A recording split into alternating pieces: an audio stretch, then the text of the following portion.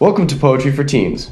As a podcast, each week we select a poem to introduce to teenagers to begin to broaden their understanding of what poetry is. Let me introduce my co-host, Chris, who will be introducing the poem we have selected for this week. Hello all, I am Chris. Today on Poetry for Teens, we will be taking a dive into A.E. Stallings' mythology and her fantastic poem, For Atalanta.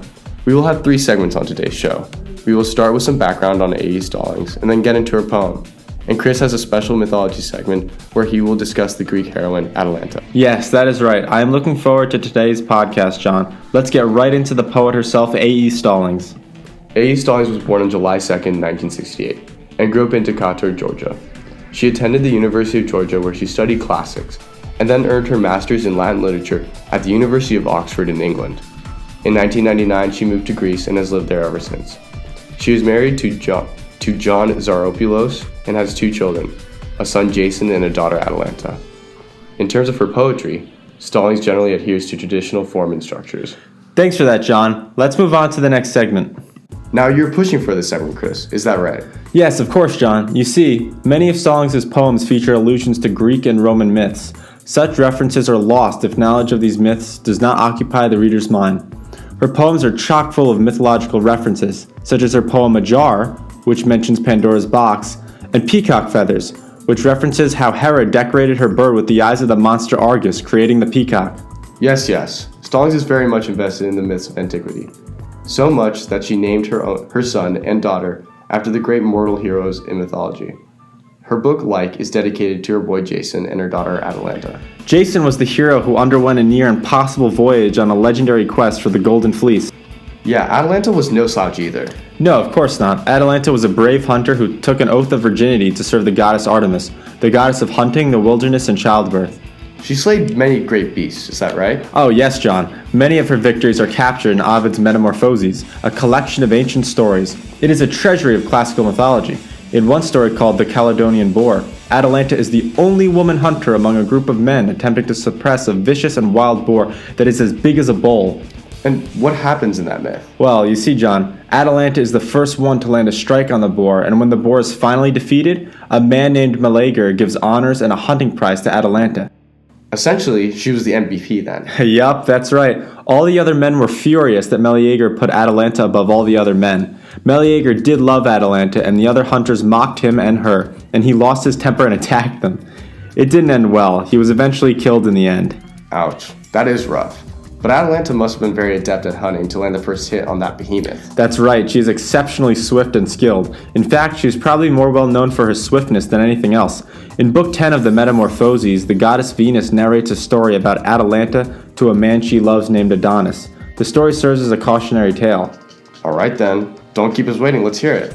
The story involves how her husband Hippomenes came to be her companion. The virgin Atalanta was very beautiful, had been sought after by many suitors, and in order to be rid of them, she set a term. She would become the bride of whoever could best her in a foot race, but her victory would mean her challenger's death. Atalanta was said by Venus to be able to outrun the swiftest men, and many suitors died trying to beat her. Hippomenes, the great-grandson of Neptune, however, raced her and prevailed. During the race, Atalanta, who was captivated by the young challenger, hesitated when racing to look back at him.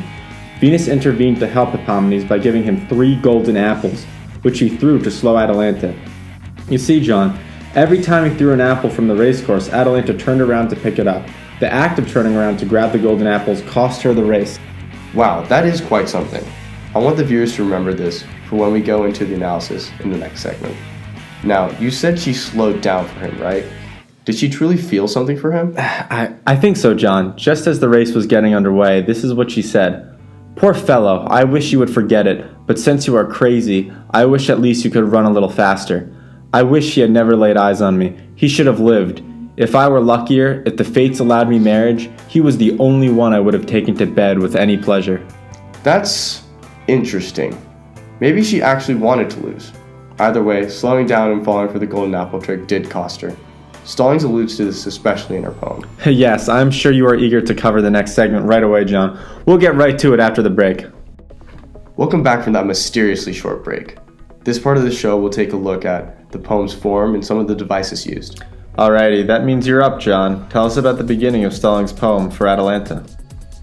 In the first stanza, Stallings uses an A-B-A-B-A rhyme scheme. which is used again in the second and fifth stanza, and is varied upon in the others. In the beginning of the poem, the speaker attempts to justify her choice in naming her daughter Atalanta, by contrasting the mythical Atalanta to princesses who were, quote, set on shelves, unquote. She does this, as we would come to understand, in the first and second stanza, because she believes she will grow embarrassed of her name. The first allusion to the myth is in the third stanza. Ah, indeed. Yes, thank you. Stallings describes Atalanta as being in a, quote, race to be alive, unquote. This is in reference to the race between Atalanta and Hippomenes. Quite literally in the myth, this is a race for the life of Hippomenes, since he will be put to death if he loses. However, in the poem, the speaker is referring to how Atalanta was born premature. The fourth stanza is, at large, an entire illusion. See, since Atalanta was a warrior princess, who could certainly hold her own in the mythological world against centaurs and boars and whatnot, the speaker hopes that her own daughter will mirror the strong qualities of Atalanta, who is often responsible for rescuing herself.